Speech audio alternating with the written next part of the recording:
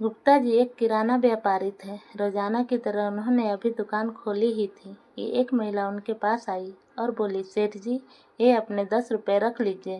गुप्ता जी उस गरीब सी औरत को प्रश्नवाचक नज़रों से देखने लगे, जैसे पूछ रहे हो कि मैंने तुम्हें 10 रुपये कब दिए थे।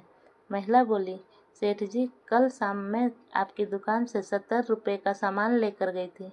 मैंने आपको 100 रुपये दिए थे, लेकिन आपने गलती से 30 रुपये की जगह 40 रुपये वापस कर दिए। ये वही 10 रुपये हैं।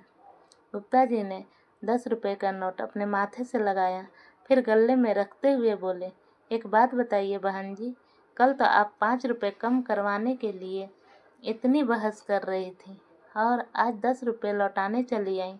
महिला मुस्कुरा कर बोली, सेठ जी, पैसे कम करवाना मेरा हक है, लेकिन एक बार सौदा तय हो जाए तो कम पैसे देना पाप है। गुप्ता जी बोले, लेकिन आपने कम पैसे कहाँ दिए? ये तो मेरी गलती से आपके पास चले गए थे, रख लेती तो मुझे कोई फर्क नहीं पड़ता। महिला बोली, आपको शायद फर्क नहीं पड़ता, मगर मेरे मन पर हमेशा बोझ रहता कि मैंने जानते बुझते किसी के पैसे रख लिए। इसलिए मैं रात को भी लौटाने आई थी, लेकिन आपकी दुकान बंद हो चुकी थी। गुप्ता जी ने आश्चर्य से पूछा, आप कहाँ रहती हैं? महिला बोली, सेक्टर 19 में। गुप्ता जी चौंक गए, मतलब 10 किलोमीटर दूर से सिर्फ 10 रुपये लौटाने दोबारा आई हो? महिला ने शांत स्वर में कहा, हाँ सेठ जी, मन का सुकून चाहिए तो ऐसा करना पड़ता है। आज मेरे पति इस दुनिया में नहीं है, लेकिन उन्होंने एक बात सिखाई थी, कभी दूसरे के हक का एक पैसा भी मत खाना। इंसान भले चुप रह जाए, मगर ऊपर वाला कभी भी हिसाब मांग सकता है, और उस हिसाब की सज़ा मेरे बच्चे को भी मिल सकती है। इतना कहकर वह महिला चली गई। उसके जाते ही गुप्ता जी ने गले से 200 रुपये निकाले और अपने नौकरामों से बोले, दुकान का ध्यान रखना, मैं अभी आता हूँ।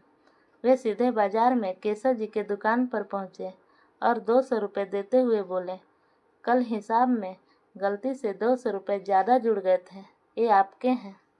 केशव हंसते हुए बोला, भाई साहब, मैं अगली बार आता तब दे देते, इतनी सुबह आने की क्या ज़रूरत थी। गुप्ता जी बोले, कल पर क्या भरोसा, अगर मैं मर जाता तो? आपको तो पता भी नहीं था कि मेरे ऊपर आपके 200 रुपये निकलते हैं। पता नहीं ऊपर वाला कब हिसाब मांगने बैठ जाए और उसकी सज़ा मेरे बच्चों को भी मिल सकती है। इतना कहकर गुप्ता जी वापस चले गए, लेकिन उनके शब्द केशव के दिल में उतर गए। 8 साल पहले उसने अपने एक दोस्त से 4 लाख रुपए उधार लिए थे।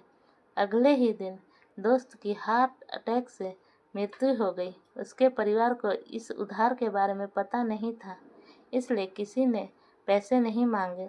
लालच में आकर केशव ने भी कभी लौटाने की कोशिश नहीं की।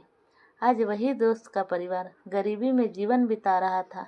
उसकी पत्नी लोगों के घरों में झाड़ू पोछा और बर्तन मांजकर बच्चों का लालन पोषण कर रही थी।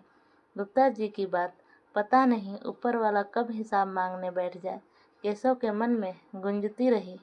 2-3 दिन तक वह बेचैन रहा। आखिर उसकी ज़मीर जाग गया। उसने बैंक से 4 लाख रुपए निकाले और अपने दोस्त के घर पहुंच गया। वहां उसकी पत्नी बच्चों को अच्छी बातें सिखा रही थी। केशव उसके पैरों में गिर पड़ा और बोला, मुझे माफ़ कर दीजिए, ये आपके पैसे हैं, मैं लालच में अंधा हो गया था। 4 लाख रुपए देखकर उस विधवा की आंखों में आंसू आ गए। वह बार बार केशव को दुआएं देने लगी।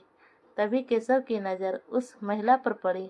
वह वही गरीब महिला थी जिसने गुप्ता जी को 10 रुपये लौटाने के लिए 10 किलोमीटर का सफ़र दो बार तय किया था। उस दिन केशव समझ गया कि मेहनत और ईमानदारी से कमाने वालों की भगवान परीक्षा तो लेता है, लेकिन उन्हें कभी अकेला नहीं छोड़ता। इसलिए हमेशा ईमानदारी से जीवन जिए, क्योंकि ऊपर वाले का हिसाब कभी गलत नहीं होता। अगर स्टोरी आपके